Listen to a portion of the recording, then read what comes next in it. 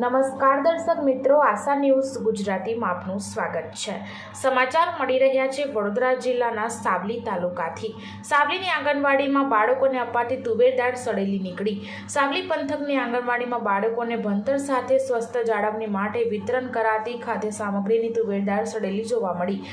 સાવલી સહિત તાલુકાની તમામ આંગણવાડીઓમાં ગુજરાત સરકારના પુરવઠા વિભાગ દ્વારા પૂરી પડાયેલી આંગણવાડીઓમાં અભ્યાસ અર્થે આવતા બાળકોને તાલુકા બાળ વિકાસ અધિકારીની વ્યવસ્થા હેઠળ સાવલી નગરપાલિકા વિસ્તારની 5 સહિત તાલુકાની 175 આંગણવાડીઓમાં ગુણવત્તાસભર ખાદ્ય સામગ્રી પહોંચાડાઈ છે અને બાળકોને તેનું વિનામૂલ્યે વિતરણ થતું હોય છે।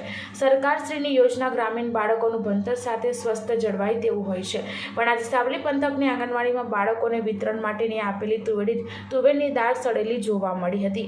સાવલીના પુરવઠા ગોડાઉનમાં પણ તપાસ હાથ ધરી ગોડાઉન મેનેજર હાજર ન હોવાથી બાળ વિકાસ અધિકારીની કચેરીએ જતા સુપરવાઇઝર ભારતીબેનને બાળકોને વિતરણ કરાતી તુવેર દાળ વિશે પૂછતા તેઓએ પણ દાળની ખરાબી કબૂલ કરી વિતરણ બંધી કરાવી સંબંધિત અધિકારીને જાણ કરી સડેલી તુવેર દાળ બદલાવવા કાર્યવાહી હાથ ધરી હતી।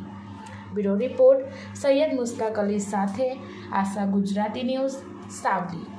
તુવેર દાળનું વિતરણ કરવામાં આવ્યું છે આંગણવાડીમાં, જેમાં તુવેર દાળ સડેલી નીકળી છે એવું અમારી જાણમાં આવ્યું છે, તો આપનું શું કહેવું છે બાબત? અમે ગોડાઉન મેનેજરને ત્યાં જાણ કરેલી છે અને ઉપર પણ જાણ કરેલી છે, બહેનોને વિતરણ કરવા ના પાડેલી છે ને એની પ્રોસેસ ચાલુ છે ને બદલવા માટેની। પણ તમારે ધ્યાનમાં આવ્યું કે આ સડેલું અનાજ અને સડેલી તુવેર દાળ બાળકોને આપવામાં આવે તો તે લાભના બદલે નુકસાન કરી શકે છે, તો એવી વસ્તુનું વિતરણ કેમ કરાય છે? ના પાડી છે વિતરણ કરવાને બદલવા માટેની એની પ્રોસેસ ચાલુ છે। અમે ગોડાઉન મેનેજરમાં બી વાત કરી, ઉપર પણ જાણ કરી છે આના માટેની, એની પ્રોસેસ ચાલુ છે। શું નામ આપનું? ભારતીબેન કનુભાઈ, હોદ્દો સુપરવાઇઝર।